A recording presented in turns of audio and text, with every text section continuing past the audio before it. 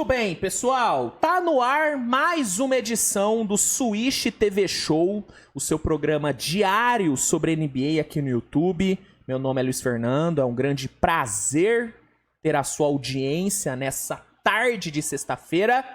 E bom, pessoal, o programa de hoje tá recheado, viu? O programa de hoje tá recheado, nós iremos repercutir a rodada de ontem da NBA, tivemos 4 jogos rolando, daí eu vou comentar sobre cada uma das partidas, dar os meus pitacos sobre os jogos. Iremos também dar aquele giro pelas notícias que saíram aí nas últimas horas, tem muita notícia pra gente comentar hoje, muita notícia mesmo.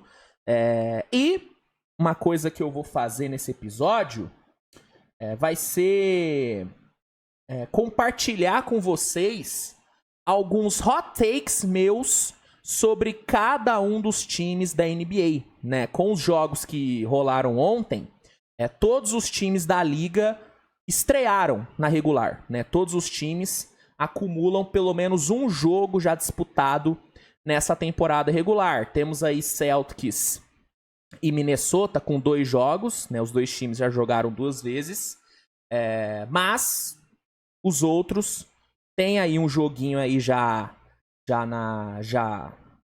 disputado.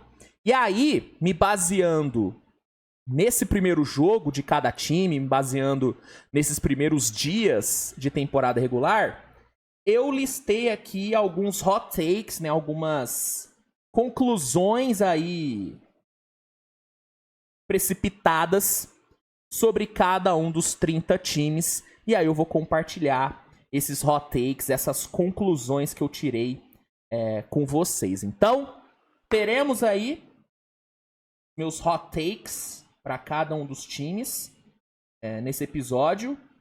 E vai ser legal, cara, vai ser legal. Tenho certeza que muita gente vai concordar com alguns dos meus hot takes, mas também vai ter muita gente discordando. E eu não tenho a menor sombra de dúvidas de que daqui 2 semanas, a maioria desses meus hot takes, a maioria dessas minhas conclusões vão parecer loucuras, né? Com certeza eu vou revisitar esse episódio daqui a algumas semanas e eu vou discordar de todos os hot takes que eu vou compartilhar com vocês. Então, vai ser legal, vai ser legal, vai ser legal. Até porque, né, gente, começo de temporada é pra isso. É pra gente tirar conclusão precipitada, é pra gente ter reação exagerada mesmo. É pra isso que serve começo de temporada. É pra isso que serve. Enfim, muita coisa hoje, então não vou enrolar mais. Só vou pedir pra você deixar o like no vídeo, se inscrever no canal se não for inscrito.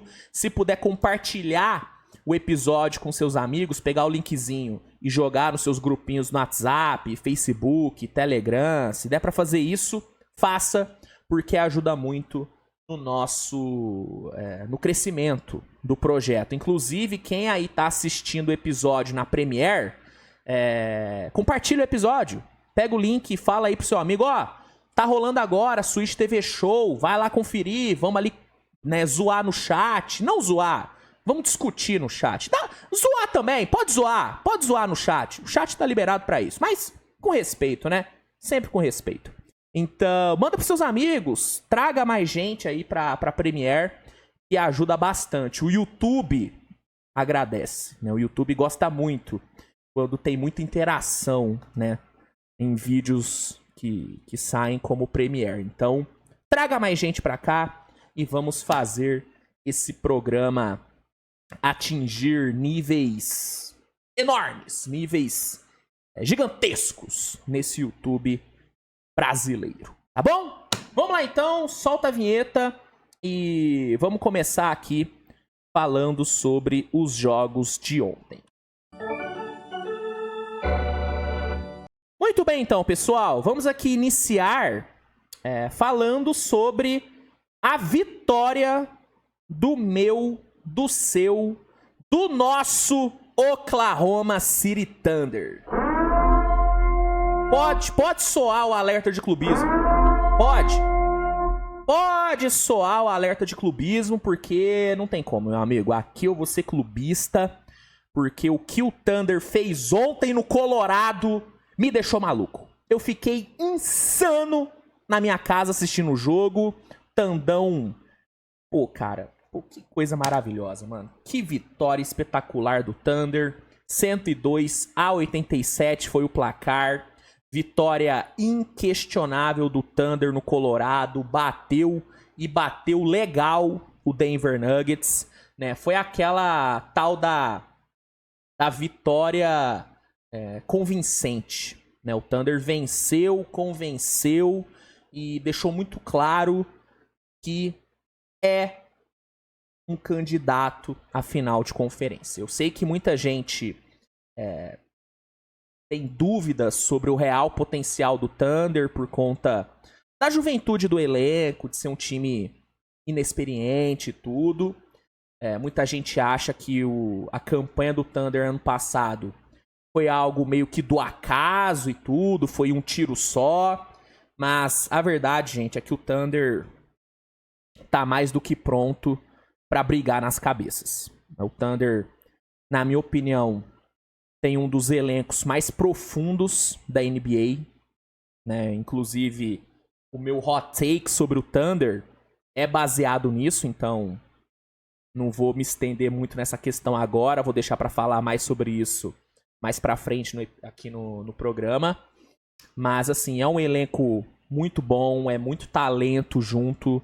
E o Thunder tem alguns jogadores-chave que ontem foram maravilhosos, né? Para além de Chet Holmgren e Shai Gilgeous-Alexander, que foram os melhores jogadores do Thunder na partida, a gente teve o Alex Caruso tendo um grande impacto na defesa, né? O Caruso, que foi reserva ontem, veio do banco, ele não colocou números impressionantes no box score. Inclusive, se você for pegar o box score do Caruso, você vai achar que ele fez um jogo ruim, porque de fato ele não colocou números, né, chamativos.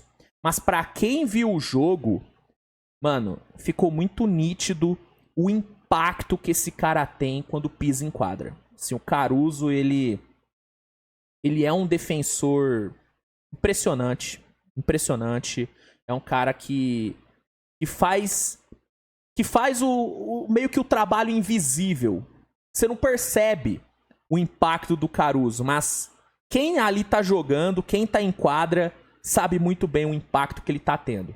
Não é à toa que com ele em quadra, o Thunder superou o Denver por 19 pontos, mano. Com ele em quadra, o Thunder ganhou do Denver por 19 pontos. Isso é uma diferença muito grande. Muito grande, teve um impacto enorme. Para além dele, o Aaron Wiggins foi bem demais. Conseguiu ter um volume de pontuação muito bom vindo do banco. O Ousmane Dieng teve uma boa pontuação, teve um bom desempenho. Então, fora Shai, Chet, o Dort fez um bom jogo defensivo. Jalen Williams não foi muito bem, né? Não foi uma noite tão boa pro Jalen Williams, mas contribuiu em alguns momentos. O Isaiah Joe, né, apareceu uma horinha ou outra. Não foi maravilhoso, mas teve também sua participação. Então, foi um jogo coletivamente muito bom do Thunder. Assim, a defesa foi excelente, o ataque, mesmo tendo ali uma certa dificuldade nos arremessos de fora, né, o Thunder não foi tão eficiente assim no perímetro, mas o ataque conseguiu produzir, principalmente em situações de transição. O contra-ataque do Thunder ontem foi uma coisa realmente que machucou demais o Denver. E teve Chet e Shai entregando números absurdos, né? O Shai, 28 pontos, 7 rebotes, 8 assistências. Uma atuação completa do Shai, né? Entregou também boas posses defensivas, teve o seu impacto na defesa. No terceiro quarto, que foi onde o Thunder de fato desgarrou no jogo, ele foi crucial com 12 pontos e 5 assistências. Mano, o Shai jogou demais, é um fortíssimo candidato a MVP, mas assim, muito forte, e é um grande líder. Eu acho que o que mais chamou a atenção no jogo do Shai ontem foi a forma como ele, a todo momento, quis fazer com que os seus companheiros brilhassem. Né? O Shai ontem, ele foi um jogador, beleza, ele, óbvio, teve ali os seus momentos de egoísmo, né? Onde ele monopolizou um pouquinho mais a bola, forçou um ou outro arremesso, mas no geral a gente viu um Shai muito altruísta, né? O Shai toda hora compartilhando a bola, distribuindo bons passes. Eu, inclusive, acho que nessa temporada a gente vai ver um Shai beirando umas 8, 9 assistências de média, viu? Sinceramente. A gente vai ver um Shai num nível muito alto de playmaker nessa temporada. Até porque, né, com a saída do Giddey, ele é o PG oficial desse time. Ele é o armador, ele é o point guard oficial do Thunder. Então, eu acredito que a gente vai ver sim uma temporada do Shai como passador muito boa. E ontem jogou muito, foi um grande líder dentro de quadra, foi o franchise player que o Thunder precisa, né? Foi o franchise player que o Thunder precisa. E aí, ao lado dele, teve um Chet entregando uma atuação absurdamente dominante. Assim, o jogo que o Chet fez ontem, enfrentando o Nikola Jokic, foi meio que a prova de que esse papo de que o Chet não vai conseguir bater de frente com os melhores pivôs da NBA. O Chet não tá no mesmo nível dos caras. Beleza, ele pode ainda não tá no mesmo nível de Jokic, de Embiid. Claramente ele não tá no mesmo nível desses caras. Mas dizer que ele não pode bater de frente com eles, acho que ontem o Chet, ele mostrou que pode sim. Tanto que, enfrentando o Nikola Jokic na casa do Jokic, no Colorado, 25 pontos, 14 rebotes, 5 assistências, 4 bloqueios e 2 steals. Não pode bater de frente? Eu acho que pode. Eu acho que pode. Inclusive, dá pra montar um compiladinho de, sei lá, cara, uns 2, 3 minutos só de posses defensivas do Chet em cima do Jokic ontem, hein? De boas posses defensivas dele em cima do Jokic. O Chet fez um trabalho excelente na defesa, foi excelente no ataque, muito agressivo ali nos momentos de infiltração, dancando, indo pro contato, indo pro lance livre. Nos momentos onde ele precisou espaçar a quadra, ele espaçou muito bem. Mano, foi um jogo realmente muito forte do Chet e muito forte do Thunder em si, né? Uma vitória importante que dá moral e que já deixa claro aí que o Thunder vai brigar e firme pela Seed 1 do Oeste nessa temporada. O Thunder, que foi Seed 1 ano passado, tem tudo para nessa temporada conseguir a Seed 1 de novo. Realmente, que atuação do Tandão, hein? Que atuação. Tem como. O clubismo ontem tomou conta de mim. Fiquei maluco. Enfim, sobre Denver. Cara, jogo ruim do Denver, viu? Tirando o Jokic e o Christian Brown, que conseguiram jogar bem, cara, o resto do Denver ontem, mano, deixou muito a desejar. Muito a desejar. Jamal Murray, muito inconsistente. Michael Porter Jr. aparecendo só de vez em quando. O Aaron Gordon não foi mal, mas também não dá pra dizer que o Aaron Gordon entregou um bom jogo. E o banco do Denver foi uma tragédia. Foi uma tragédia. Assim, essa falta de banco do Denver, mano, vai ser um problema, viu? Vai ser um problema. E os minutos sem Nikola Jokic tendem a ser desesperadores, cara. Ontem foi muito ruim, mano. Toda hora que o Jokic foi pro banco, o Denver piorou de uma forma surreal. Assim, foi brutal a queda de rendimento do Denver nos momentos onde o Jokic foi pro banco descansar. E isso deve ser uma constante nessa temporada do Denver, viu? Isso deve ser uma constante. Essa falta de opções ali no banco. Eu até falei ontem, né, no pós-jogo que eu fiz. Pra mim, essa falta de banco vai ser o grande calcanhar de Aquiles do Denver nessa temporada. Vai ser a grande fraqueza desse Denver, além, né, da falta de eficiência nas bolas de 3. Né? Ontem o Denver, cara, chutou pra 18% pra 3, mano. 18%. Foi uma coisa bem feia. E com os reservas, o espaçamento do Denver foi uma tragédia.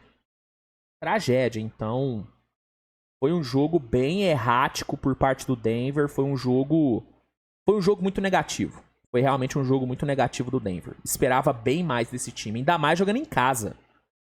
Pô, fazia muito tempo que eu não vi o Denver ser dominado do jeito que foi jogando em casa. Pô, na era Jokic, mano, isso deve ter acontecido pouquíssimas vezes. Pouquíssimas vezes. Ontem o Denver não conseguiu jogar, velho. Não conseguiu jogar. Pô, teve ali alguns momentos no primeiro tempo, mas, mano, no segundo tempo o Thunder foi soberano. Soberano. E jogando assim. Depois que abriu uma vantagem legal, cara, o Thunder jogando de forma muito tranquila, cadenciando o jogo. Cara, foi feio ontem pro Denver, viu? Foi feio pro Denver. E foi uma maravilha pro gigante. O gigantesco ontem... Pô, só mais uma vez.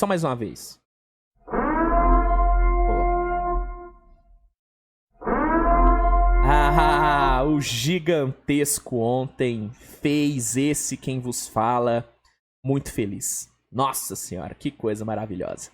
Enfim, vamos seguir, tá? Vamos sair aqui de Thunder e Denver e vamos falar sobre o melhor jogo de ontem, que foi Sacramento Kings e Minnesota Timberwolves, cara. Jogaço ontem em Sacramento, né? Foi um jogo onde o Kings começou melhor, né? O Kings fez ali um primeiro tempo bem bom, né? Principalmente na parte defensiva.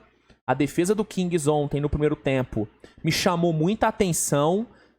O trabalho defensivo do Kings em cima do Anthony Edwards, ali nos 2 primeiros quartos, foi algo realmente bem interessante. As dobras ali foram bem efetivas ali no Edwards. O Edwards não conseguiu jogar direito no primeiro tempo.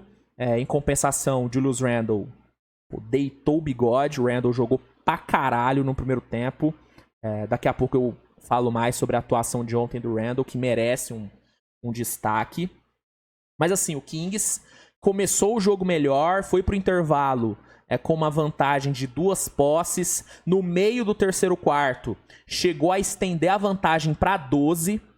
Sim, tava tudo dando certo. Keegan Murray matando bola a rodo, DeRozan bem, Sabonis bem, Malik Monk vindo bem do banco. Tava tudo dando certo pro Kings. Só que aí o homem resolveu jogar. Né? O Anthony Edwards, ele fez um segundo tempo absurdo de bom. Né? Foram 23 pontos no segundo tempo pro Anthony Edwards. 23. Comandou a reação do Minnesota. Claro, teve também a ajuda do Randle. Não tanto no quarto período, né? No quarto período o Randle ficou bem sumido. Mas no terceiro quarto mesmo, o Randle teve ali uma boa participação. A defesa do Minnesota elevou o nível ali no segundo tempo. Né? No terceiro quarto mesmo, acho que o King chegou a ficar mais de 2, 3 minutos sem pontuar no terceiro quarto. Assim, a defesa do Minnesota fez um trabalho muito bom. E aí, com a defesa bem, o Minnesota conseguiu atacar mais em transição. E aí, mano, atacando em transição, tendo o Anthony Edwards pegando fogo do jeito que ele pegou no segundo tempo, aí não teve como. Aí o Minnesota conseguiu buscar a virada. O Kings chegou a retomar a liderança ali no último quarto. Mas aí no último lance, o Edwards, de forma muito inteligente, partiu pra dentro, cavou a falta, foi pro lance livre, isso faltando uns 2 segundos pra acabar, e aí, com toda a frieza, com todo o sangue frio do mundo, o Anthony Edwards matou os lances livres e garantiu a vitória do Minnesota por 117-115. Essa aqui foi a primeira vitória do Minnesota na temporada. Minnesota estreou com derrota contra o Lakers. Daí ontem conseguiu empatar o seu recorde. Tá agora com uma vitória e uma derrota. E o Kings começa a temporada com derrota e mostrando algo que deixou o torcedor muito puto ano passado. O Kings no ano passado foi um dos times que mais desperdiçou vantagens na NBA. Foi um dos times que mais tomou virada no ano passado. E aí, na abertura da temporada do Kings, jogando em casa, o que acontece? O time toma uma virada. Então, com certeza, o torcedor do Kings reviveu ontem algumas memórias do ano passado. Memórias não muito boas, Mas, assim, apesar da derrota, o Kings mostrou algumas coisas boas, O trabalho defensivo ali no primeiro tempo, cara, foi bem bom, assim. Eu não esperava o Kings defendendo do jeito que defendeu no primeiro tempo. Então foi um ponto positivo. As atuações do Keegan Murray, do DeRozan, do Sabonis, do Malik Monk, foram atuações boas, muito boas. O Keegan Murray, 23 pontos, 11 rebotes, com 5 de 10 no perímetro. Jogou muita bola o Keegan Murray, muita bola. O DeMar DeRozan fez uma estreia excelente, foram 26 pontos e 8 rebotes para ele. Essa foi a maior marca de um jogador estreando pelo Kings em mais de 30 anos. Então foi uma estreia ótima. O Sabonis entregou ontem uma atuação bem interessante, principalmente na questão das bolas de 3. Ontem vimos um Sabonis arremessando mais de 3 e arremessando bem. O Sabonis ficou 3 de 4 no perímetro. Terminou com 24 pontos e 8 rebotes. Então, os caras apareceram. O Malik Monk apareceu. Mas faltou um pouco mais de consistência no segundo tempo, principalmente na defesa. E, na minha visão, faltou um pouco de De'Aaron Fox. Assim, apesar das 11 assistências que ele distribuiu, faltou um De'Aaron Fox mais produtivo na questão de pontuação. Foram só 17 pontos, um número que para ele é muito pouco. Então, na minha visão, uma das coisas que faltou pro Kings ontem foi um De'Aaron Fox mais ativo na parte de pontuação. Não tô falando que ele foi mal. Não, ele jogou bem. Mas dava para ele ter entregado mais. E sobre Minnesota, foi um jogo impecável do Minnesota? Não foi. Tanto que teve que buscar a virada. Mas foi um bom jogo. Ontem o perímetro do Minnesota foi bem. Foi bem. O Minnesota ontem, pegando aqui os números exatos. Minnesota ontem chutou 50 bolas de 3 e matou 20. Um aproveitamento de 40%. Ontem o espaçamento do Minnesota funcionou. Muito por conta do bom aproveitamento que o Julius Randle teve. O Julius Randle que não costuma chutar bem para 3. A gente viu isso contra o Lakers, inclusive. Ontem ele foi bem demais. Chutou 5 de 6 para 3 pontos. Julius Randle jogou muito bem. E aí, com o Randle conseguindo matar a bola, o jogo ofensivo do Minnesota meio que desbloqueou, porque aí tudo deu certo. Espaçamento melhor. O Anthony Edwards teve mais oportunidades de explorar o mano a mano. O Julius Randle mesmo capitalizou bem em cima das situações que ele teve de 1 contra 1. Tanto que ele terminou com 33 pontos. Disparado. O melhor jogo dele com a camisa do Minnesota, contando também os jogos de pré-temporada. Então, esse espaçamento de quadra do Minnesota no jogo de ontem foi muito bom. Foi excelente. Naz Reid, metendo 4 bolas de 3 vindo do banco. Alexander Walker metendo 3. As coisas funcionaram. Mike Conley matou 2 bolinhas de 3, apesar de que, no geral, não foi um grande jogo do Conley. Conley começando mal a temporada, né? Isso é um ponto pra gente destacar. O próprio DiVincenzo também não foi muito bem pra 3, né? 1 de 6 pra 3, mas conseguiu entregar na parte defensiva e tudo. Então, não foi uma apresentação perfeita do Minnesota, mas foi um bom jogo. Foi um bom jogo, buscou a recuperação, mostrou coisas boas. Anthony Edwards, um absurdo de jogador, 32 pontos, 7 rebotes, 4 assistências pra ele ontem, decisivo no segundo tempo, clutch pra caramba. Pô, Anthony Edwards que jogador maravilhoso. E como eu disse, o Julius Randle entregando uma atuação excelente. E sobre o Julius Randle, deixa eu só me esticar um pouquinho mais sobre o Randle.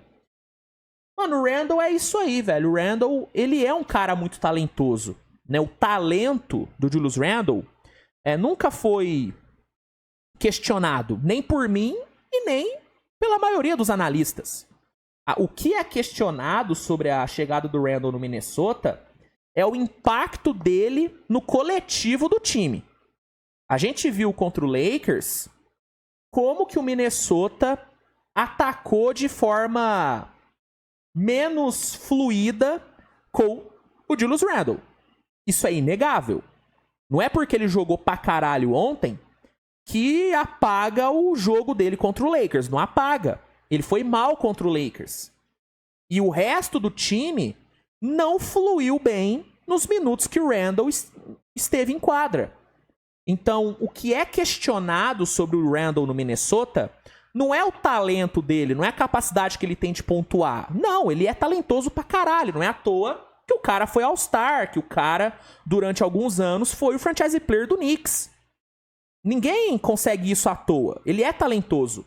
Mas o que era questionado, o que é questionado ainda, é a questão do impacto dele no coletivo. Ontem, o impacto dele foi positivo. Por quê? Porque ele espaçou bem quadra. Espaçou bem a quadra, porque ele matou bola de 3. Se ele conseguisse arremessar do jeito que ele arremessou ontem, com mais frequência, cara, perfeito. Perfeito. Sim, mas a gente sabe que o Randle não é um cara confiável de longa distância. Do mesmo jeito que ele meteu 5 de 6 ontem, no próximo jogo ele pode meter 1 de 8. A gente já viu isso acontecendo, cara. O torcedor do Knicks sabe muito bem disso. Né? Então, esse é o ponto sobre o Randle. Ele é talentoso, ele é muito bom. Ele é um dos melhores jogadores da posição dele. A questão é a falta de consistência. Se ele entregar o jogo que ele fez ontem em 3, 4 noites seguidas, aí é uma... Aí, mano, aí eu venho aqui e falo, ó, dá pra confiar mais no Randle.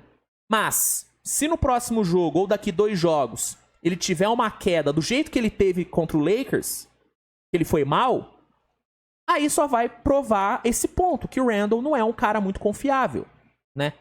Enfim, então, sobre o Randle é isso. Só queria pontuar isso, que o talento dele nunca foi a questão. A questão é o impacto dele no coletivo por conta dessa falta de consistência dele, a falta de entrega dele na defesa. São esses pontos. São esses pontos. Mas ontem ele jogou muito, inquestionável o jogo do Randle. Assim, questionável não, porque no quarto período ele deu uma leve sumidinha, né? Deu uma leve sumidinha. Mas, tirando isso, foi um jogo muito bom do Randle. Grande vitória do Minnesota. Vitória merecida. E pra fechar aqui a rodada... Não, pra fechar não, né? Pô, meu Deus. Tô maluco. É que eu falei tanto tempo desses 2 jogos que eu achei que eu já tinha falado sobre mais. Mas temos mais 2 jogos. Ó, vamos seguir. Vou até tocar a vinheta aqui pra tomar aqui um gole d'água.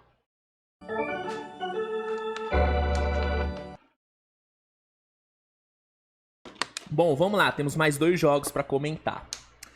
Vamos de Dallas e San Antonio, né? Dallas encarou o San Antonio Spurs ontem. a estreia, né? Foi a estreia das duas equipes na temporada regular. E depois de um primeiro tempo bem feio mesmo, né? Ontem tivemos ali um primeiro tempo de ugly ball ali das duas equipes. Foi um basquete horroroso praticado pelos dois times no primeiro tempo.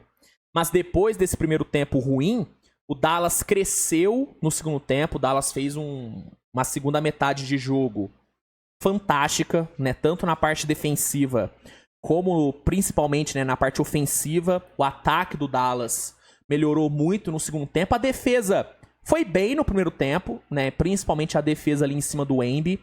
O Embi teve uma dificuldade tremenda para jogar ali no primeiro tempo. No segundo tempo também, mas no primeiro tempo ele foi muito pressionado, cometeu, se não me engano, 4 turnovers no primeiro tempo. A marcação em cima dele foi realmente muito boa. Mas o ataque não estava fluindo. Já no segundo tempo, não. A defesa permaneceu excelente e o ataque fluiu melhor, né? O Luka conseguiu produzir mais. Não teve um jogo espetacular e tudo, mas 28 pontos, 10 rebotes e 8 assistências. Números bons. Marcou 11 pontos ali no começo do quarto período, que foi onde o Dallas meio que matou o jogo. Então, o Luka conseguiu produzir mais no segundo tempo. O próprio Kyrie Irving teve ali um terceiro quarto bem produtivo. Dereck Lively, talvez pensando na consistência durante todo o jogo, talvez o Lively tenha sido o cara mais consistente do Dallas na partida. Entregou números muito sólidos, 15 pontos, 11 rebotes, 6 assistências, uma ótima marcação, uma ótima defesa, né? O Embi teve muita dificuldade nos momentos onde o Lively marcou ele ali no post. Então, esses caras apareceram bem no segundo tempo. E teve o Klay Thompson jogando pra caralho. Assim, o Klay, ele fez uma estreia excelente, né? Foram 6 bolas de 3 convertidas na sua estreia pelo Dallas. Esse que foi a melhor marca de um estreante, né, na história do Dallas, né? Foi a melhor estreia, né, de um jogador com a camisa do Dallas, né? O Klay foi muito bem. E na defesa ele também foi muito, muito impactante, né? O Klay Thompson fez um trabalho defensivo muito bom, muito bem ali nas trocas de marcação, não ficou perdido ali nas trocas, o que mostra que ele já tá bem adaptado, já tá bem confortável, né, no time. Conseguiu 3 roubos de bola importantes, 2 em cima do Embi. Então, o Klay Thompson foi o melhor jogador do Dallas ontem, na minha opinião. De novo, o Luka colocou números muito bons, teve um impacto grande, né? Ele deu uma assistência pro PJ Washington no terceiro quarto, que foi uma putaria, assim, de costas, uma coisa espetacular. Então, Luka foi bem, mas pra mim o Klay foi o cara do jogo. Jogou muito, deixou uma ótima primeira impressão e, na minha opinião, foi o grande nome dessa vitória do Dallas por 120-109. Vitória forte do Dallas para começar a temporada, mostrou sua força, mostrou dominância no segundo tempo. Claro, tem a questão do Spurs não ter jogado bem, não foi um bom jogo do Spurs, um jogo muito errático por parte de San Antonio, 19 turnovers cometidos, muitas falhas ali de comunicação mesmo na defesa, também no ataque, né? Dá pra ver que falta química ainda pra esse time. Ainda tá rolando muita desconexão ali entre os jogadores nos dois lados da quadra. Então, o Spurs em si não jogou muito bem, mas o Dallas teve muita influência nesse jogo ruim dos Spurs. Muitos dos erros do Spurs no jogo foram causados pelo Dallas, pela defesa do Dallas, pela pressão que o Dallas aplicou. Então, foi um jogo muito forte do Dallas no segundo tempo. O primeiro tempo foi bem ruim. Só na defesa que o Dallas foi bem, mas no segundo tempo o time foi bem nos dois lados e mereceu muito essa vitória. O Spurs, como eu disse, não foi bem. Individualmente, teve ali o Jeremy Sohan aparecendo bem. Harrison Barnes jogou bem. Champagne jogou bem. O Chris Paul não pontuou tanto, acho que foram só 2 pontos, mas ele conseguiu distribuir um bom número de assistências. O Castle, vindo do banco, teve ali seus momentos. Mas assim, o cara que era pra ter aparecido ontem, o cara que poderia ter comandado o Spurs para uma vitória que seria sim surpreendente, mas poderia acontecer, esse cara foi muito mal ontem, né? O Wemby conseguiu ali marcar 17 pontos e tudo, então não dá pra dizer que ele não produziu, ele produziu, mas ontem foi um jogo de muitos erros por parte do Wemby, né? Além dos turnovers, 4 na partida, no arremesso o Wemby ele foi bem mal. Ele foi muito ruim no arremesso. Ele, pegando aqui os números pra vocês, cara, arremessando aqui,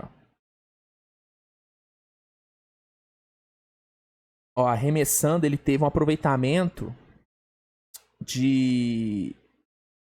Nossa, foi muito feio. 5 de 18 no geral e 1 de 8 pra 3, cara. Nossa! Mano, foi bem feio o Embanema arremessando ontem. Foi bem feio. E isso é um ponto que eu até vou me aprofundar mais na hora que eu soltar os meus hot takes. Mas assim, esse volume de arremessos do Embi pra 3 é algo que, se eu fosse o Popovich, né? Se eu e o Popovich dessemos uma de Glória Pires e Tony Ramos e trocássemos de corpo, né? Como aconteceu no ótimo filme Se Eu Fosse Você. Inclusive, quem não viu Se Eu Fosse Você, veja, é uma das grandes obras do cinema nacional. Pô, filmaço, filmaço. Tony Ramos interpretando uma mulher, pô, é uma coisa... Ó, é o puro suco do cinema brasileiro, uma coisa maravilhosa. Mas assim, se eu e o Popovich trocássemos de corpo, uma coisa que eu faria seria orientar o Embi a não arremessar tanto de fora. Não porque ele não saiba arremessar, ele sabe. O Embi tem uma mecânica bonita, ele tem uma mecânica muito boa. Ele não tem a mecânica do Michael Bridges, ele tem uma boa mecânica. Mas a questão é que a bola de 3 do Embi não tem caído muito. E não tô falando só do jogo de ontem. Temporada regular passada também. Entendeu? Então, eu, se fosse o Popovich, eu daria uma diminuída nesse volume de arremessos do Embi de longa distância. Eu pediria, né, para ele explorar mais média distância, jogadas no post, jogadas de lobby, principalmente agora que tem um Chris Paul. Eu sei que ontem ele foi bem marcado, o Dallas foi bem na marcação, mas, cara, ele e o Chris Paul conectaram o quê? Uma ponte aérea só? É muito pouco, mano. É muito pouco. Então, eu acho que o Embi tem que arremessar menos de 3. Já adiantando, esse é o meu hot take sobre o Spurs, né? Tem que arremessar menos de 3 o Embi. E ontem isso ficou muito claro, né? Mas enfim, vitória maravilhosa do Dallas, 1-0 na temporada, e o começo de Klay Thompson em Dallas é animador. É bem animador. E aí, pra gente encerrar aqui esse bloco do resumo da rodada, vamos falar rapidinho sobre o amasso do Boston Celtics em cima do Washington Wizards, né? O Wizards até chegou a sonhar com a vitória ontem, né? Por mais maluco que pareça, o Wizards, por um curto espaço de tempo, conseguiu gerar dificuldades para o Celtics, né? Ali no primeiro quarto, o Wizards conseguiu jogar bem, cara. O Jordan Poole fez um primeiro quarto muito bom, foram 17 pontos para ele no primeiro quarto. Começou bem no jogo. E o Wizards chegou a botar uma pressãozinha no Celtics. Só que aí, meu amigo, depois do primeiro quarto, aí as coisas voltaram ao normal, né? Aí o Wizards meio que acordou do sonho, né? O Wizards estava ali sonhando que estava ganhando. Nossa senhora, vamos ganhar do Celtics, vamos fazer o impossível. Aí no segundo quarto, acordou ali da hipnose. O Pablo Fuentes, né? O bem dormido. Pablo Fuentes tirou o Wizards do transe. E aí os caras encararam a realidade. Que é a realidade de que o Celtics é outro patamar. Né? O Celtics atropelou ali no segundo período, meteu uma parcial de 31-22. Jason Tatum produziu demais. Impressionante o nível de basquete apresentado pelo Jason Tatum nesses 2 primeiros jogos, jogando uma barbaridade. E aí o Celtics já foi pro intervalo vencendo por 10. E aí no terceiro quarto o Celtics liquidou a fatura, né? O Jaylen Brown fez um terceiro quarto muito forte, liderou o Celtics para uma parcial de 34-19 no terceiro período. E aí o jogo foi pro quarto período já resolvido, né? O Mazzulla, de novo, não colocou o Tatum no quarto período. O Tatum já não havia jogado o último quarto contra o Knicks, porque o jogo já estava decidido. E aí ontem, de novo, ele não jogou. E nem precisou, assim, porque o jogo já estava mais do que resolvido. O Celtics, com toda a tranquilidade do mundo, garantiu sua segunda vitória na temporada. 122-102 foi o placar. E mais uma atuação que deixa claro que o Celtics, sim, tem tudo pra, de novo, nadar de braçada na temporada regular. Assim, eu falei na minha prévia que pra mim o Celtics, de novo, vem pra mais de 60 vitórias. Tranquilo, assim. Tranquilo. Porque, mano, é uma diferença muito grande. É uma diferença de elenco, uma diferença de basquete jogado. O Celtics é o time a ser batido, rapaziada. É o time a ser batido. Os caras têm tudo pra buscar o back-to-back.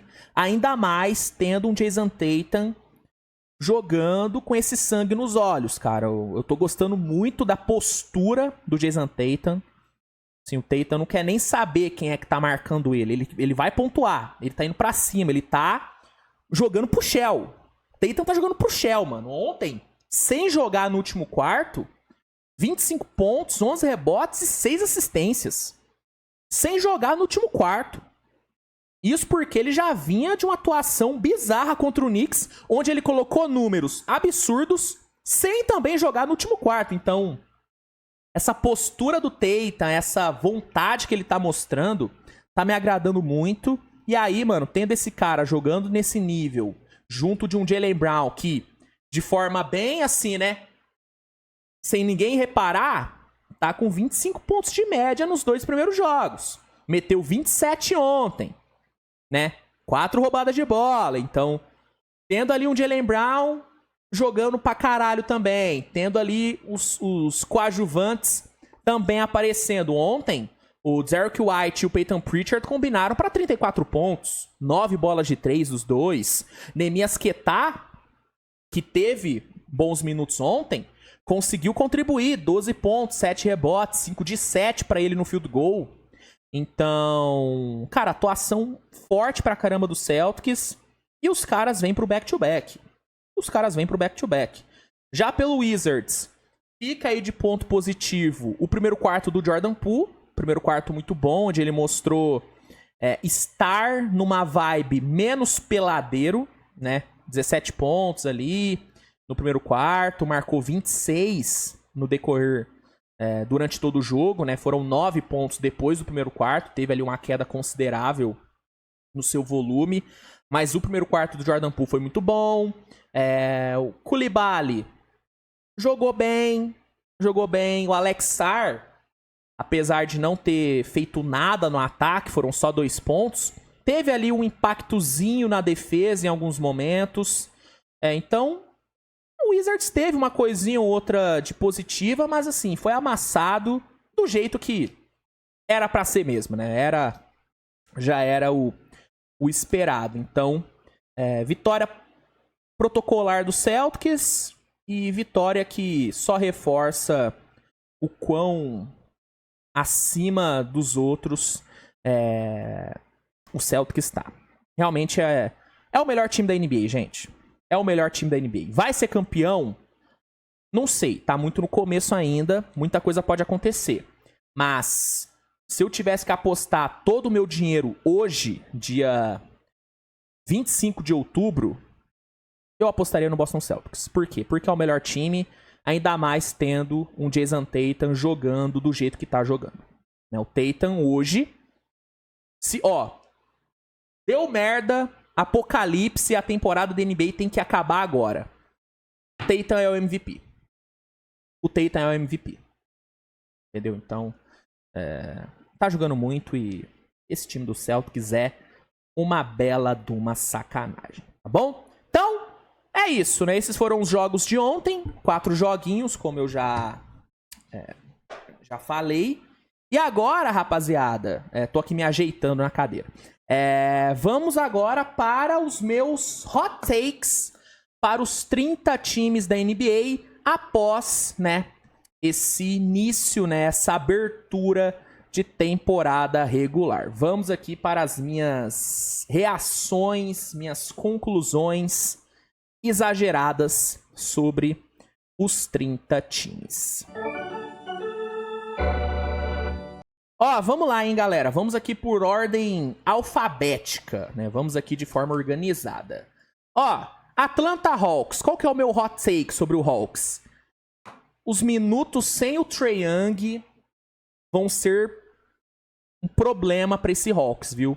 No jogo contra Brooklyn, o Hawks sofreu muito sem o Trae Young. Claro que tem aí a questão da ausência do Kobe Bufkin, que poderia ser um bom substituto para o Trae, mas mesmo com o Kobe, eu acho que o Hawks vai sofrer demais sem o Trae Young. Vai sofrer demais. E aí vai ser onde o Hawks talvez vá sentir falta do DeJounte Murray, porque tendo o DeJounte Murray, os minutos sem o Trae Young não eram um problema tão grande assim, né? Então, talvez o Hawks, no decorrer da temporada, acabe sentindo falta do DeJounte por conta, né, da sofrência, do sofrimento que serão os minutos sem o nosso calvo. Boston Celtics, hot take já manjado, né? Os caras estão em outro patamar. Né? Ficou muito nítido nos 2 primeiros jogos que o Celtics está em outro nível. É uma outra parada. Assim. Tem ali uma prateleira que tá só o Celtics. E aí nas outras tem os outros times.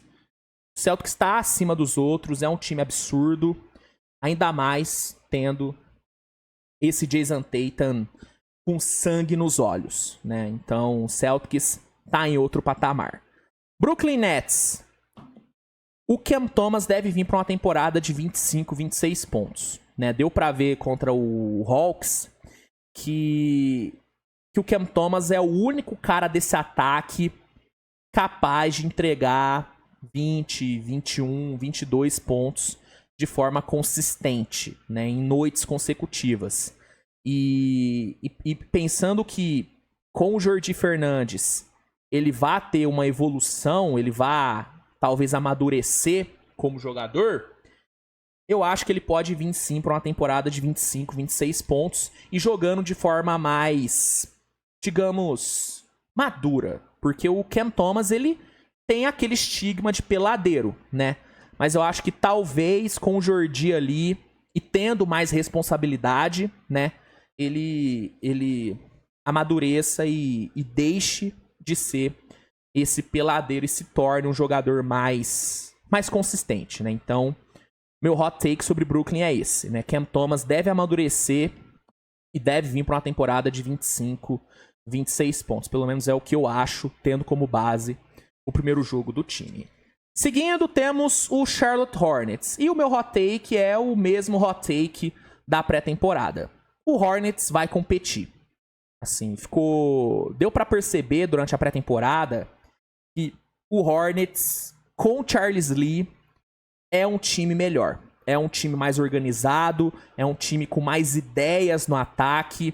E isso acabou se comprovando também na estreia contra o Houston. O Hornets buscou um jogo cara, que tava totalmente perdido, né? Tava perdendo por 18 pontos, jogando fora de casa, enfrentando um time que é melhor. E o Hornets foi lá com muita paciência, com organização, com LaMelo, Trey-Man aparecendo bem. Foi lá e buscou o jogo, virou e sem o Brandon Miller. Sem o Brandon Miller. Então, pra mim, o Hornets vai ser um time competitivo nesse ano. Vai brigar por pós-temporada? Eu acho que não. Sinceramente, eu acho que não.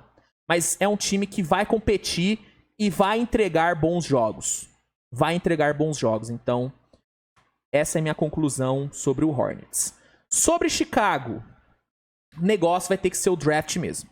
Assim, o Chicago Bulls não foi bem contra o Pelicans. Foi uma atuação bem abaixo do Bulls. O Pelicans foi superior durante todo o jogo. E isso sem o Zion, sem Trey Murphy. Né? O Pelicans foi bem melhor do que o Bulls. Então, se tinha algum torcedor achando que não, vai dar pra brigar por play-in, não vai reconstruir, não vai tancar, o time vai tancar. Vai tancar e vai reconstruir. Talvez não comece o tanque agora, porque tem Lavine, tem Vucevic, então talvez o tanque do Bulls comece depois de fevereiro, depois da trade deadline. Mas o time vai tancar, porque não tem condições de brigar com a nata da conferência. Não tem condições. Cleveland Cavaliers. O Evan Mobley parece, né, que finalmente vai dar aquele salto ofensivo que a gente esperava. É uma coisa que a gente cobrou muito do Evan Mobley nos últimos anos, foi uma evolução no lado ofensivo da bola. Como defensor, o Evan Mobley, a cada ano que passa, ele se mostra melhor. Ele é um dos melhores defensores da liga, é um cara que fatalmente vai ganhar um DPOY. Só que faltava uma evolução na parte ofensiva, no ataque. E essa evolução não aconteceu nos últimos anos, mas talvez aconteça nesse ano. Né? A gente viu um Mobley na estreia do Cavs contra o Toronto, tendo um volume de pontuação altíssimo e sendo muito envolvido no ataque. Né? Parece que o Kenny Atkinson, ele tem isso como meta para essa temporada, né? Envolver mais o Mobley no ataque, dar mais protagonismo pro Mobley no ataque. E isso eu acho muito positivo. Eu acho isso muito positivo, porque o Mobley, ele tem um potencial gigantesco, cara. Gigantesco. Eu amo o Evan Mobley. Amo esse cara. E eu fiquei muito, muito decepcionado com a falta de evolução dele no ataque aí nos últimos anos. Mas parece que nesse ano ele vai dar esse salto. Então, esse é meu hot take sobre o Cavs. O Evan Mobley finalmente deve dar o salto aí que a gente esperava que ele desse na questão ofensiva. Sobre Dallas, Klay Thompson pode colocar os seus melhores números desde que ele voltou de lesão. Assim, olhando pro que ele apresentou contra San Antonio, olhando pra química que ele já construiu com o Luka, com o Kyrie, olhando pro conforto que ele demonstrou ali em quadra, né, entendendo muito bem as jogadas, usando bem os bloqueios fora da bola, se movimentando bem.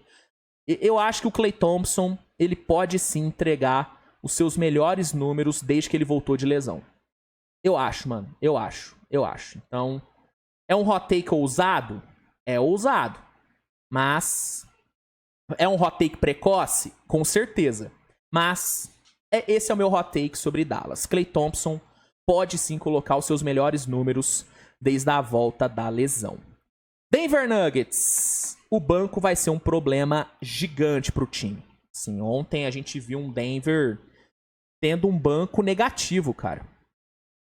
O Denver não conseguiu produzir com o banco foi irrelevante no jogo de ontem. E isso já era uma preocupação durante a off-season. Durante a off-season, depois que o KCP saiu e foi pro Magic, a gente falou, essa falta de profundidade pode ser um problema pro time, o time vai sofrer, falta opção, falta banco. E ontem isso realmente apareceu. Faltou banco, faltou opção, faltou profundidade. Os minutos sem o Nikola Jokic foram desastrosos pro Denver. Então, o meu hot take sobre Denver é esse, cara. O banco vai ser um problema Gigantesco. Gigantesco. Sobre Detroit. Detroit não vai ser um saco de pancadas nesse ano, né? Ano passado, o Pistons foi o grande saco de pancadas da NBA, foi o time que todo mundo ganhou, que todo mundo bateu. Nesse ano, eu acho que as coisas vão ser diferentes, né? Apesar do time ter perdido, né? Ali na estreia, o Pistons fez um bom jogo, cara. Foi um bom jogo do Pistons. Foi um bom jogo. Então, e mostrou muita coisa boa, cara. Você teve um Cade Cunningham aparecendo bem, você teve um Jalen Duren aparecendo bem, entendeu? O time mostrou coisa boa. Tim Hardaway foi bem, o próprio Jaden Ivey foi bem. Então, apesar da derrota, o Pistons mostrou coisa boa e mostrou, pelo menos pra mim, que não vai ser um saco de pancadas. Vai brigar por alguma coisa relevante na temporada? Provavelmente não. Mas não vai ser um saco de pancadas. Não vai ser. Então, esse é o meu hot take sobre o Pistons. Sobre o Golden State. Cara, sobre o Golden State eu teria alguns hot takes. Mas um que eu acho interessante citar é que o Andrew Wiggins parece que tá de volta. Assim, fazia muito tempo que eu não via o Andrew Wiggins jogando com a postura como ele jogou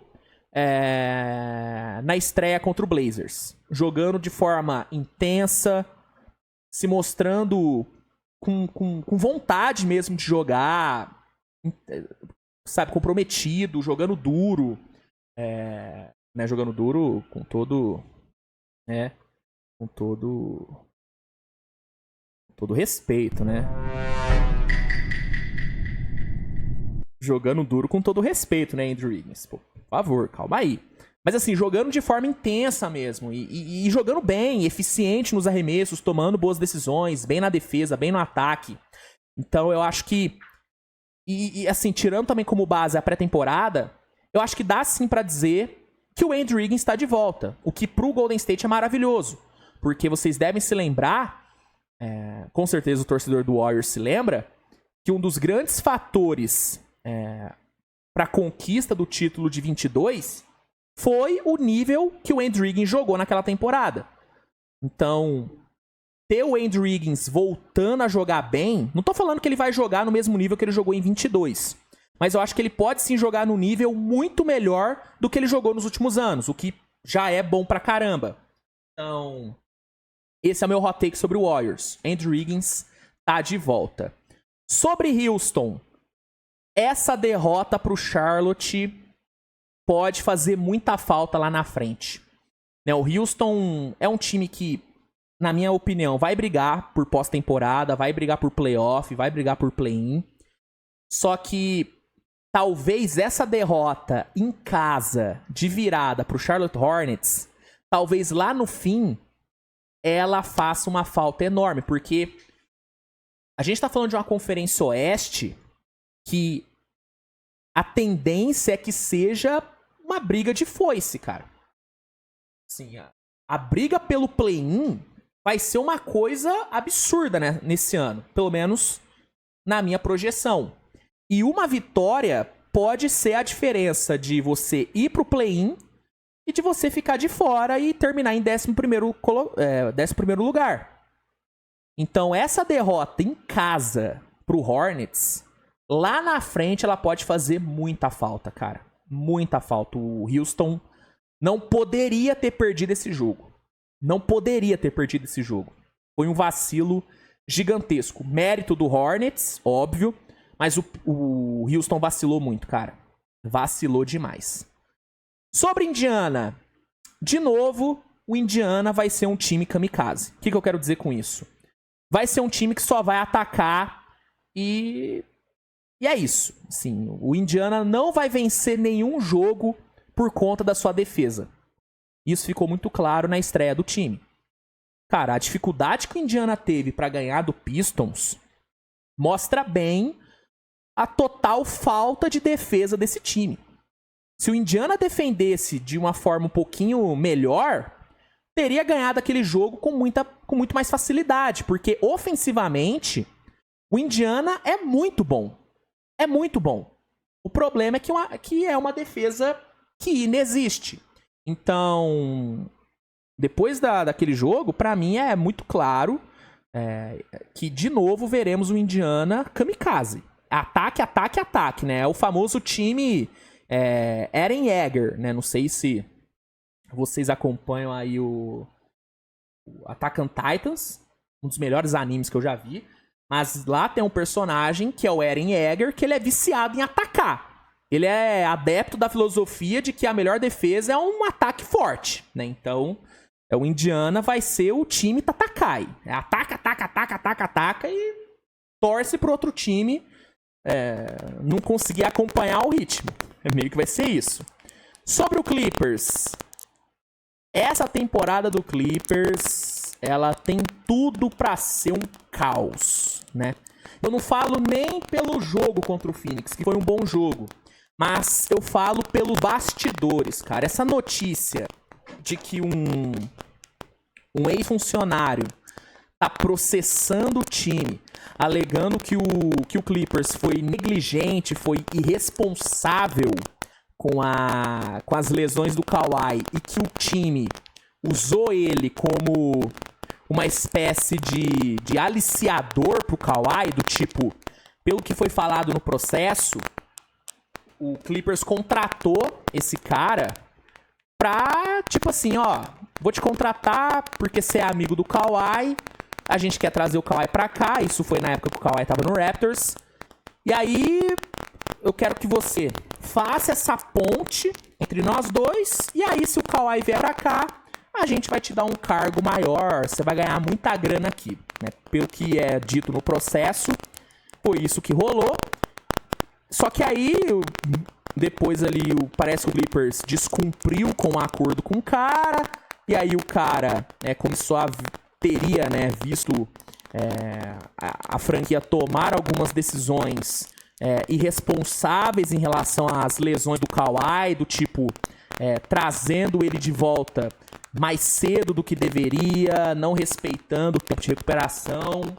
E aí o cara tá metendo processo no Clippers. E isso pode ter desdobramentos complexos aí pro Clippers, porque a NBA pode aplicar multas, pode tirar escolha de draft do Clippers, existe esse mundo.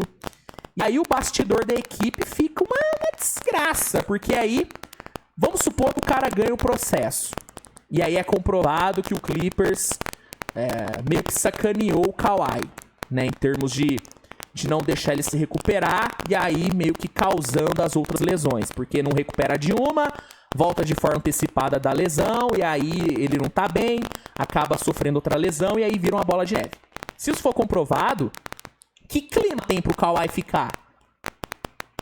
Entendeu? Então, eu acho que pelos bastidores, por conta dos bastidores, essa temporada do Clippers pode ser muito caótica, mano. Muito caótica. Muito mesmo. Então, esse é meu hot take sobre o Clippers.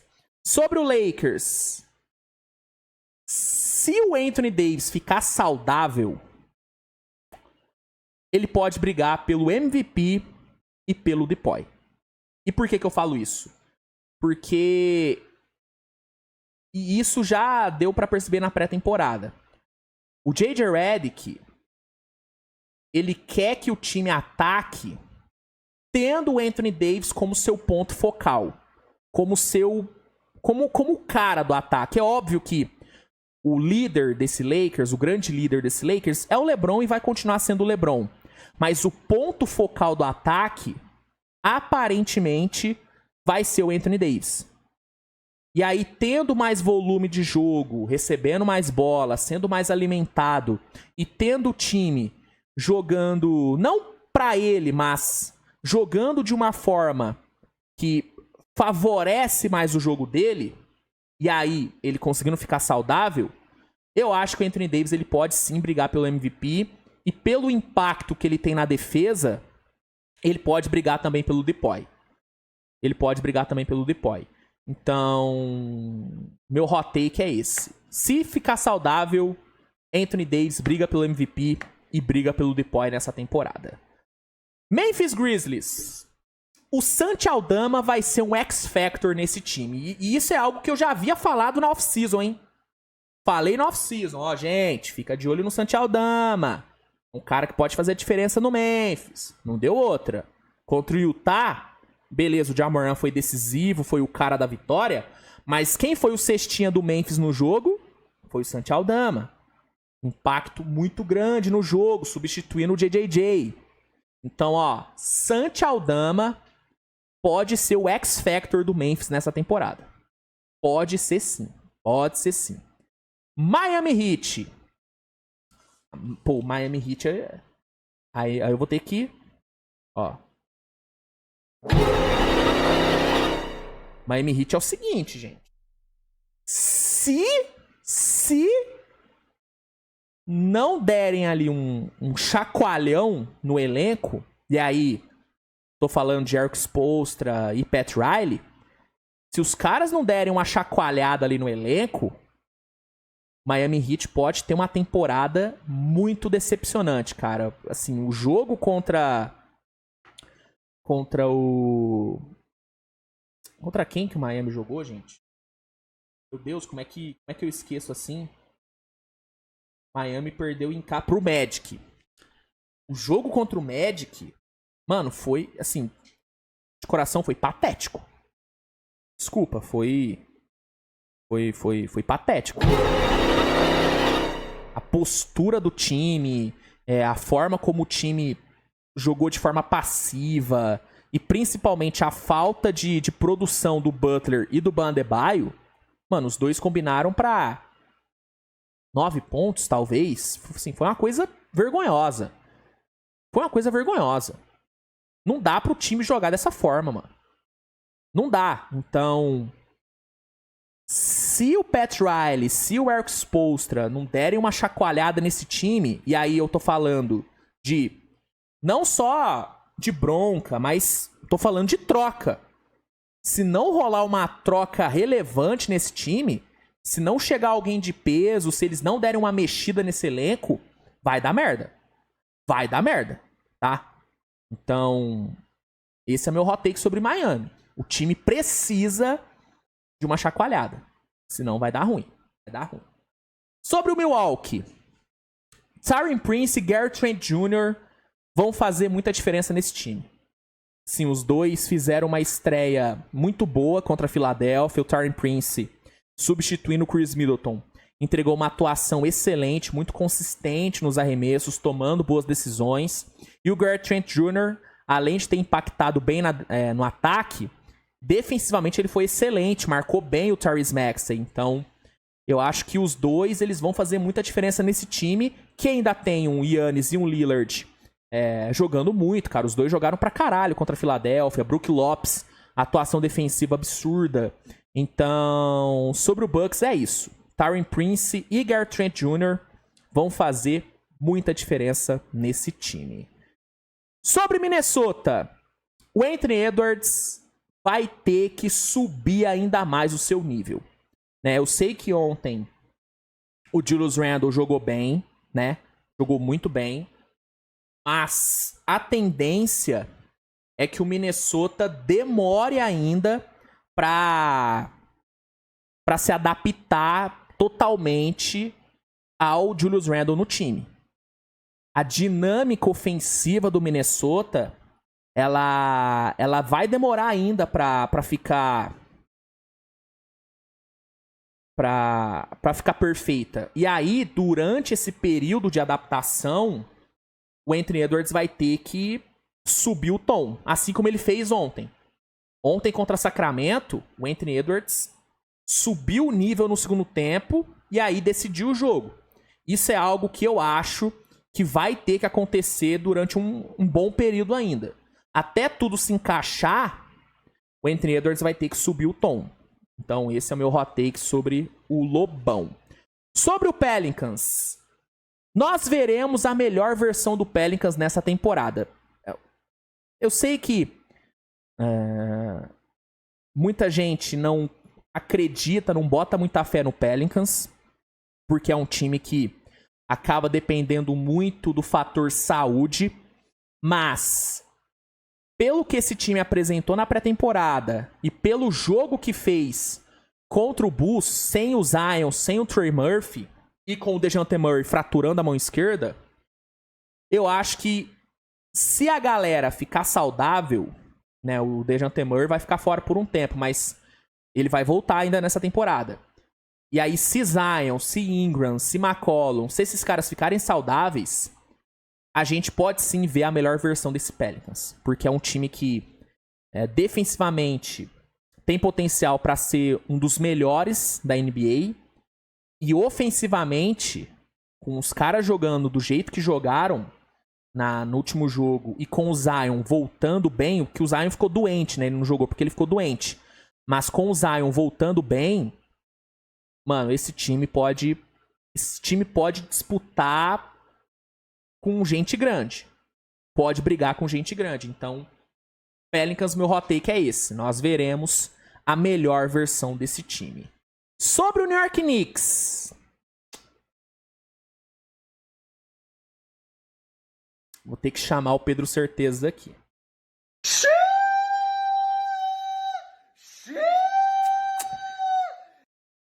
A troca pelo Mikal Bridges talvez não tenha sido tão maravilhosa como a gente imaginou.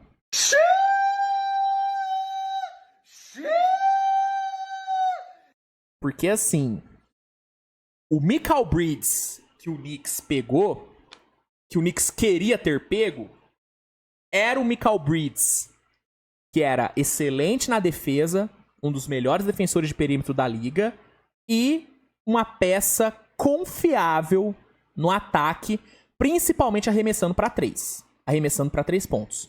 Esse era o Mikal Bridges que o Knicks quis comprar. Só que o que chegou, não comprar, né? Que quis trocar por. Só que o que chegou foi um jogador totalmente perdido na defesa, com uma mecânica de arremesso bizarra e que não consegue ser consistente arremessando.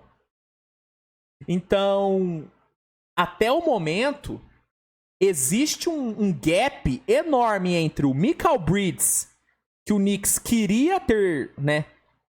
O Mikal Bridges que o Knicks queria que tivesse chegado, com o Mikal Bridges que chegou. Tem um gap enorme. Entendeu? Então, o meu hot take é esse. A troca pelo Mikal talvez não tenha sido tão maravilhosa como a gente achou que fosse. Eu mesmo achei que foi uma troca bizarra de boa. Teria feito essa troca sem pensar 2 vezes. Mas eu achei que o Knicks iria receber o Mikal Bridges do Phoenix, o Mikal Bridges do Nets. E não é esse Mikal Bridges que chegou. Definitivamente não é esse Mikal Bridges que chegou. Então, esse é o meu hot take sobre o Nicão. Vamos lá! Sobre o Oklahoma. E aí, vamos aqui, né? Porque não tem como. Falei do Tandão, aí eu automaticamente já viro clubista.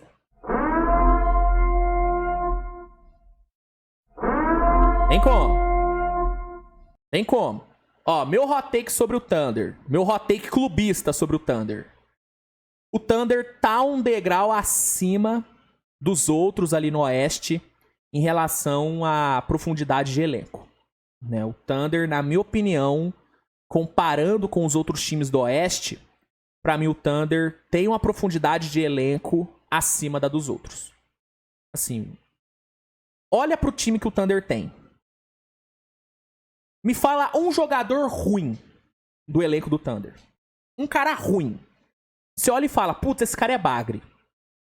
Não tem. O Thunder não tem jogador ruim no time.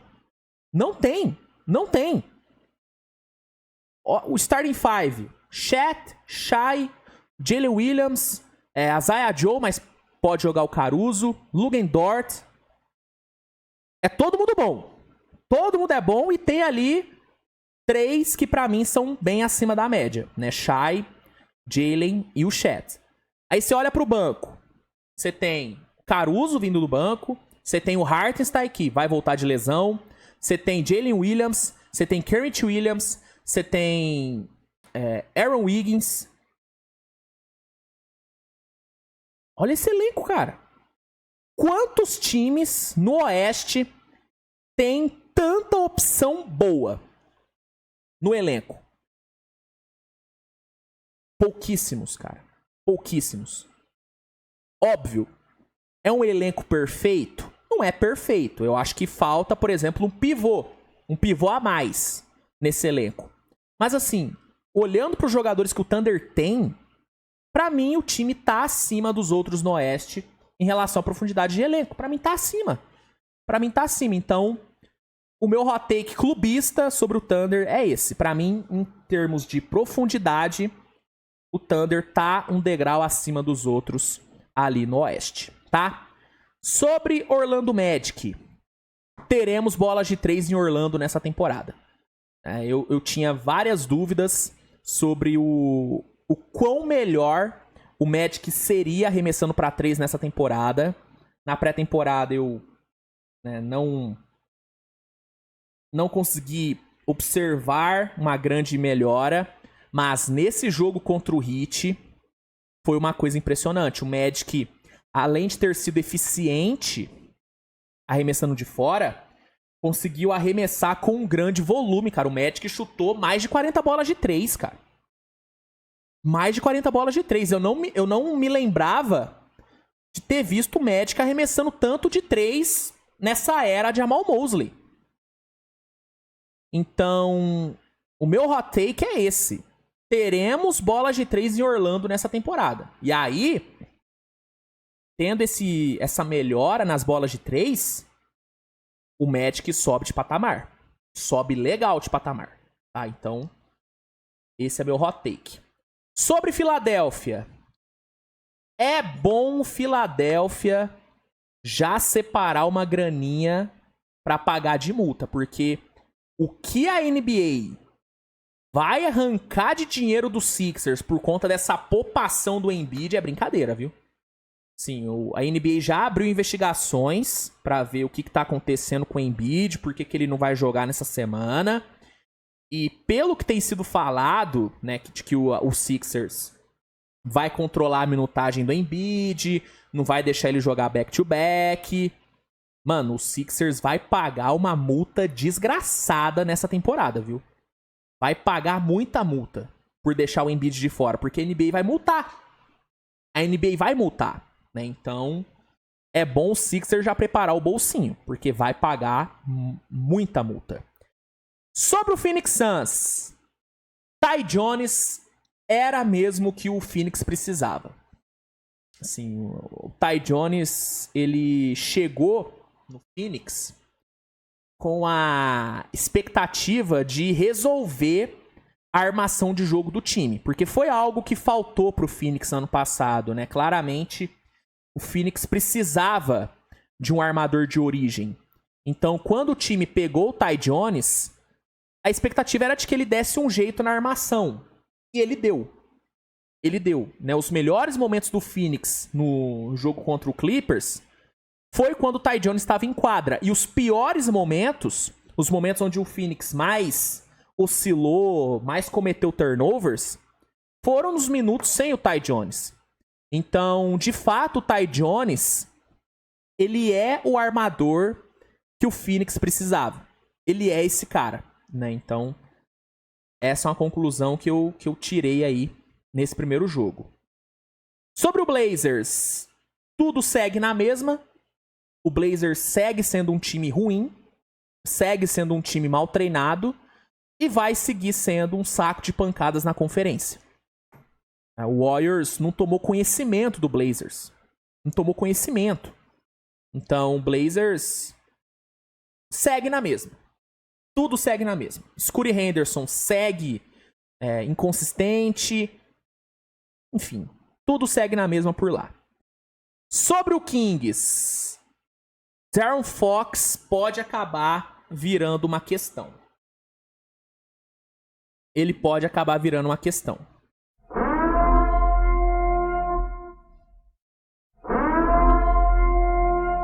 Toquei o sinal errado. Era pra ser esse aqui, ó. Sem querer, eu toquei o alerta de clubismo de forma errada. Peço perdão. Mas, né, pra ficar bonitinho, De'Aaron Fox pode virar uma questão.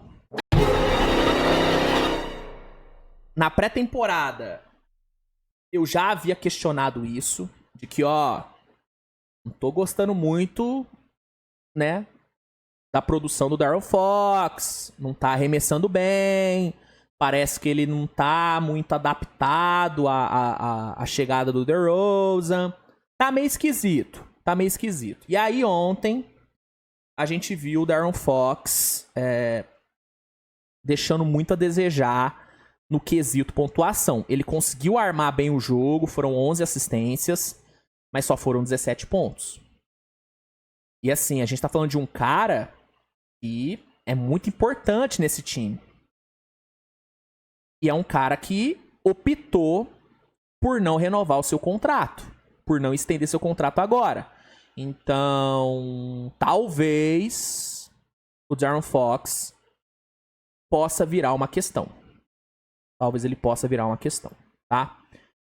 Sobre San Antonio, o Wembanyama precisa diminuir seus arremessos de 3. Né? Eu já toquei nesse ponto, mas eu não tô falando que o Wemby ele tem que parar de arremessar de 3. Não, ele tem que arremessar, porque ele tem um bom arremesso. E pelo tamanho dele, assim, não dá pra você abrir mão dessa arma. Mas eu acho que o Wemby ele tem que diminuir um pouco o seu volume de tentativas, porque ele não tá eficiente.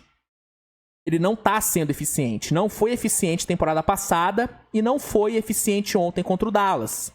Então, um ajuste que eu acho que tem que ser feito é nesse volume de tentativas de 3 do Wembanyama. Eu acho que tem que dar uma diminuída.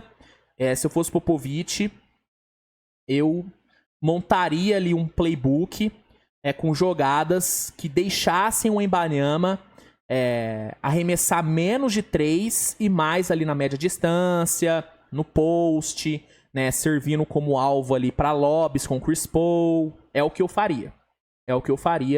E é o meu hot take sobre o Spurs. Para encerrar, rapidinho. Toronto Raptors. Scottie Barnes precisa se provar nessa temporada. Scottie Barnes acabou de assinar uma extensão gigantesca, uma extensão de franchise player. E no primeiro jogo da temporada, contra o Cleveland, ele passou longe de jogar como franchise player. Teve uma atuação horrível, foi muito mal, um dos piores jogadores do Toronto na partida. E ele precisa, nessa temporada, ele precisa mostrar que ele, de fato, é o franchise player que o Toronto, né, espera que ele seja. Então, o Scottie Barnes, ele precisa se provar. E já no primeiro jogo, ele não se provou. Sobre o Utah Jazz, Walker Kessler tá de volta, né? Depois de um segundo ano bem decepcionante, parece que o Walker Kessler retomou o bom basquete, fez um jogo muito bom contra o Memphis. Foram 5 tocos, se eu não me engano. Teve um impacto gigante na defesa. Então, Walker Kessler tá de volta. E sobre o Washington Wizards, meu hot take é: Jordan Poole será menos peladeiro nessa temporada. Né? A gente viu ali no primeiro quarto do jogo contra o Celtics um Jordan Poole jogando de forma mais madura, né? Pensando mais o jogo, tomando decisões melhores, sendo menos irresponsável, né? Sendo menos indolente em quadra. E eu acho que essa pode ser uma tendência para a temporada. Então, esse é o meu hot take sobre o Wizards. Veremos um Jordan Poole menos peladeiro nessa temporada. Tá bom? Então, é isso, gente. Esses são os meus hot takes, né, para cada um dos times da NBA depois, né, dessa abertura da temporada. E aproveita e comenta aí quais são os seus hot takes, né? Quais são as suas reações exageradas, quais são suas conclusões de momento sobre as 30 equipes. Manda aí que eu quero saber. Fechou?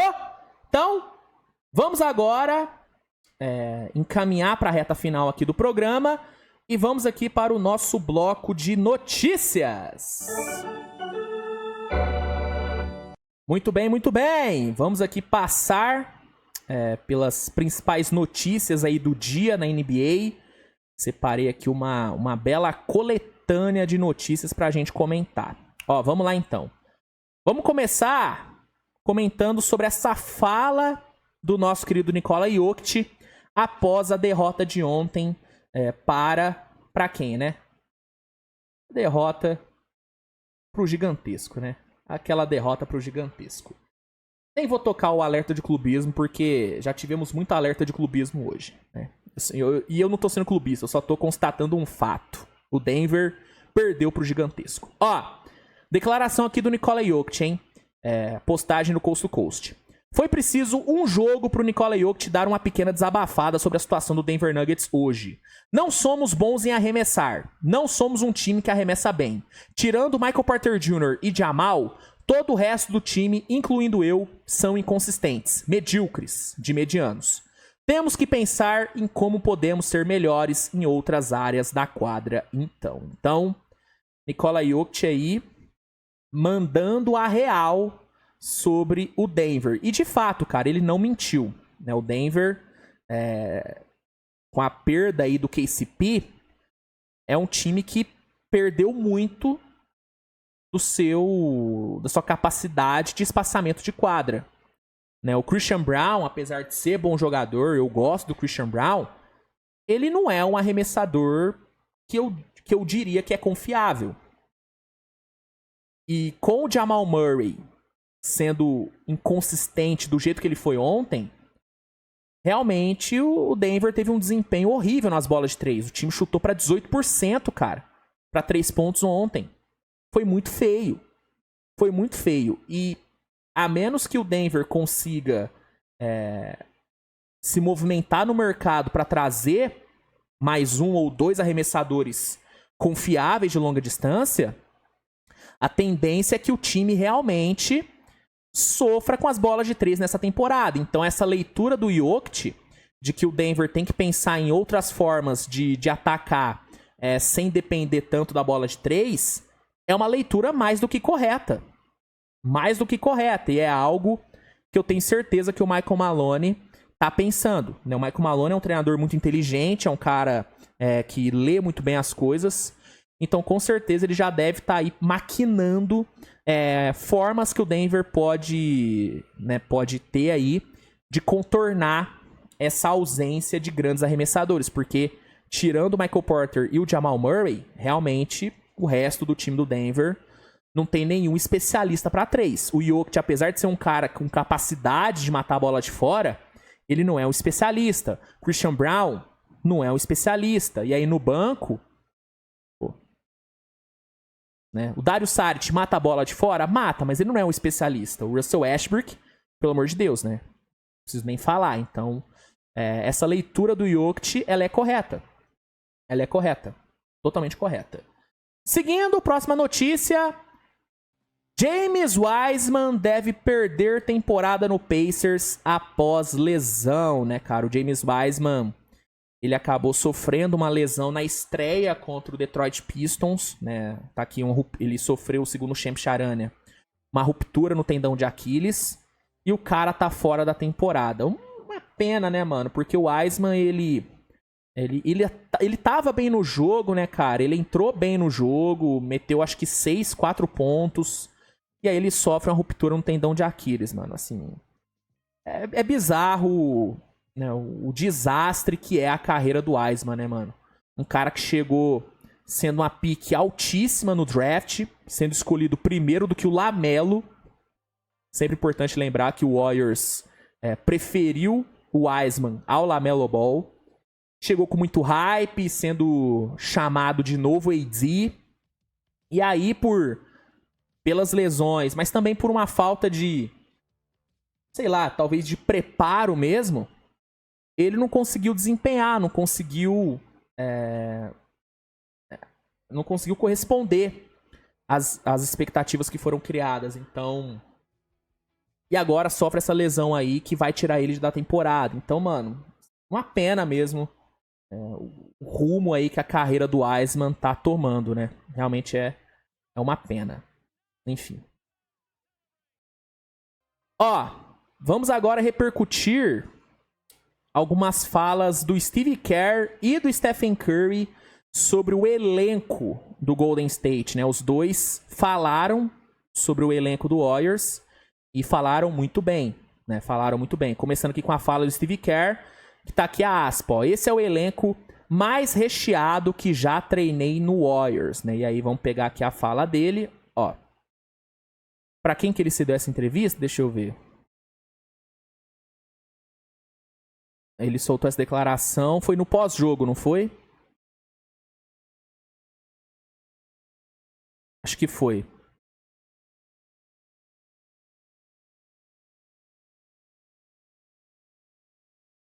Acho que foi essa... Acho que foi no pós-jogo. E aí tem aqui a fala, né? Jogar com uma atuação tão longa, a princípio, rotação tão longa, né? Não é fácil para todos os jogadores. No entanto, a gente precisa confiar que vamos encontrar as combinações e formações que funcionam durante a temporada. E ao mesmo tempo, os atletas devem entender que algumas noites são jogos para eles e outras não. Isso é normal no fim... No fim das contas. E aí ele fala, né? Esse é o elenco mais recheado que já treinei. Então preciso explorar esse ponto forte. Antes do jogo, eu até estava pensando que poderia colocar só 10 atletas em quadra e retirar 2 da rotação. No entanto, não teria como justificar isso por tudo que vimos na pré-temporada. Nunca joguei com 12 jogadores regularmente, mas vamos testar isso. Então, pelo número de opções que ele tem no elenco, o Steve Kerr, ele deve esticar mais a sua rotação, porque, como ele mesmo fala, esse é o elenco mais recheado, é o elenco mais profundo que ele já treinou, né, na vida dele, né? Talvez não na vida, porque ele treinou a seleção americana, né? Mas que ele já treinou no Golden State. E, de fato, cara, pensando em profundidade de elenco, número de peças à disposição, esse realmente parece ser o elenco mais recheado que o Warriors teve nessa era Steve Kerr. Não tô falando que é o mais talentoso, porque, pelo amor de Deus, né, o elenco de 2017, 2018, 2019 é brincadeira. Mas, ó, vamos lá. Os jogadores que o Warriors tem. Curry, Wiggins, Kuminga, Draymond Green, Jackson Davis, Gary Payton, Moses Moody, Kevin Looney. Deixa eu só ver se minha câmera... minha câmera tá de boa. Às vezes eu tenho medo de ter desligado a câmera. Isso sempre acontece. Kevin Looney. Quem mais? Buddy Hield. DeAndre Melton. Kyle Anderson. Podziemski. Mano, olha isso aqui, cara. Você tem 1, 2, 3, 4, 5, 6, 7, 8, 9, 10, 11... Cara, 12 jogadores com totais condições de... Mano, qualquer um desses caras aqui poderia ser titular. Qualquer um desses caras. E aí você ainda tem o Gui, que já se provou um cara útil. O Lindy Waters. O Post, né? Pivô que veio do draft. Cara, é uma profundidade de elenco impressionante, mano. São todos jogadores úteis. Todos os 12 principais são caras úteis. E Lindy Waters e o Gui Santos também são úteis. Então, realmente, eu sei que pode parecer um exagero por parte do Kerr, mas de fato, cara, pensando em quantidade de bons jogadores à disposição, cara, é um dos elencos, talvez seja mesmo o mais profundo que o Steve Kerr já teve no Warriors. De novo, não é o mais talentoso, mas é o mais profundo. É o mais profundo. Eu tô com ele aí, mano. Tô com ele aí. A leitura dele é correta. Óbvio que é correta, né, pô? Ele é o treinador, porra. Pelo amor de Deus, você acha que eu vou saber mais do que ele? Mas, assim, eu concordo com a visão dele. Realmente, mano. Realmente. É o elenco mais profundo, cara. É impressionante a quantidade de talento que o Golden State conseguiu acumular. E aí, pegando aqui a fala do Curry, o Curry, ele aborda um outro aspecto desse elenco, porque ele fala sobre o vestiário. E aqui parece que o Curry ele quis dar meio que uma indiretinha pro nosso mano Klay Thompson, né? Parece que rolou uma indireta. Parece que ele deu uma indireta, porque olha o que ele falou quando perguntado sobre o elenco. Nosso vestiário é muito bom. Temos caras que estão felizes por estarem aqui. Né? Todo mundo tem compromisso com o objetivo, sem egos. Sem egos. Nosso dilema basicamente é, se a tua noite estiver ruim, não estrague a do time inteiro. Então, mesmo ele não tendo deixado explícito que era uma indireta pro Klay, até porque se ele deixasse explícito não seria uma indireta, né? Parece muito que foi uma indireta pro Klay Thompson. Tanto que se você for pegar aqui os comentários da postagem, você vê todo mundo, ó. Caralho, que indireta pro Klay Thompson. Meu amigo, o Klay sentiu essa aí. Cadê? Ele deveria quebrar o recorde do Klay só pra mostrar quem que manda na franquia é ele. Só faltou falar o nome do Klay. Só faltou marcar o Klay na entrevista. Então, assim, soou como uma indireta pro Klay. Ao mesmo tempo que você também pode interpretar essa fala do Curry como um simples elogio à mentalidade do vestiário. Ele fala, pô, galera, tá todo mundo feliz de estar aqui, todo mundo tá comprometido, não tem ego, né? A galera sabe que, pô, se tiver uma noite ruim, deixa o outro aparecer, deixa o outro brilhar, não estraga a noite do time, porque você tá com a noite ruim. E isso era algo que acontecia bastante com o Klay Thompson, né? O Klay Thompson, ainda mais no último ano, quando ele tava mal no jogo, ele acabava estragando todo o resto do time, porque ele ficava forçando muita bola, mesmo com a bola não caindo. Então, assim, pode não ter sido uma indireta do Curry, até acho que não foi, porque não é muito do perfil do Curry fazer isso, ainda mais com o Klay Thompson, que, pô, gente, é irmão dele, são os Splash Brothers, né? Pô, pelo amor de Deus. Então, eu acho que não foi uma indireta, eu acho que não foi a intenção dele, mas acabou soando muito como indireta, né? Acabou soando muito como indireta. Então, enfim. Mas é bom saber que o vestiário do Warriors tá com essa mentalidade. Foi algo que assim, foi um problema do Warriors nos últimos anos, né? Esse excesso de ego foi um ponto que foi discutido nos últimos anos. E aí saber que nesse elenco não tem esse problema, a galera tá toda comprometida, tá toda focada no seu objetivo, é uma informação, é uma notícia muito positiva, né? Muito bom saber disso. Mas enfim, se foi ou não uma indireta pro Klay, nunca saberemos. Comenta aí, você acha que foi uma indireta pro Klay Thompson? Eu, sinceramente, acho que não foi, mas soou muito como uma indireta. Enfim, seguindo, falar aqui sobre atualizações, né, sobre a situação do DeJounte Murray. O Shams Charania soltou hoje que o DeJounte Murray operou a sua mão esquerda com sucesso e ele deve ficar fora por pelo menos um mês para se recuperar da fratura que ele sofreu no jogo contra o Bulls. Então, uma notícia boa, assim. Pô, um mês só fora, por uma fratura na mão, pô, informação boa. O DeJounte Murray deve voltar, então, daqui um mês. Então, não vai ficar fora por tanto tempo assim. Beleza, é um bom tempo, um mês, mas pô, não é tanto tempo assim. E outra informação sobre lesão foi sobre o Brandon Miller, né? O Brandon Miller, ele saiu mais cedo do jogo contra o Houston por conta de uma lesão que aparentemente era na região pélvica. E aí ficou ali uma dúvida sobre o que teria acontecido e tal. E aí saiu hoje a informação do Chris Haynes de que o Brandon Miller, ele machucou o glúteo, né? Machucou a bunda. Ele machucou a bunda.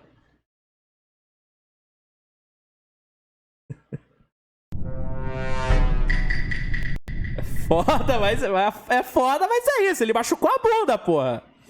Machucou a bunda e deve ficar fora por uma semana, né? Vai ser reavaliado em uma semana. Então, por uma lesão na bunda, Brandon Miller deve ficar fora aí por uma semana. Né? Não é muito tempo, né? Não é muito tempo.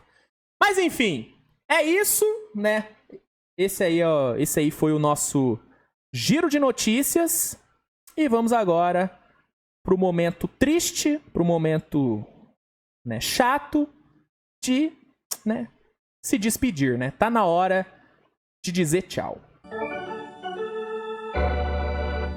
Bom, pessoal, agradeço a todo mundo aí por essa audiência maravilhosa, né, em mais um episódio do Switch TV Show. Tenho recebido muitos feedbacks positivos sobre o programa, muita gente curtindo. Então eu agradeço a todo mundo que tá acompanhando, que tá deixando o like, que tá mostrando seu apoio. Isso faz muita diferença. Eu também tô curtindo bastante o formato do programa, tá bem legal. Então fico feliz em saber que vocês estão curtindo. E fico feliz em saber que vocês estiveram aqui comigo por mais um dia durante esse programa, tá bom? A gente se vê amanhã com mais uma edição do Switch TV Show. Hoje teremos muito mais conteúdo saindo aqui no canal, por isso que é importante você se inscrever para não perder nada. E é isso, né? No primeiro comentário fixado vai ter aquele linkzinho maroto que vai te oferecer o NBA League Pass com desconto e 7 dias grátis de teste, né? O League Pass é o melhor lugar para assistir os jogos da NBA. Então você que não tem, clica aí no link, garanta já o seu e assista a todos os jogos e aproveite esses benefícios maravilhosos, 7 dias grátis e desconto. E é isso, né, gente? Um grande abraço, tamo junto. De novo, obrigado por essa audiência maravilhosa. E a gente se vê mais tarde com mais conteúdo e amanhã com mais uma edição do Switch TV Show. Um abraço!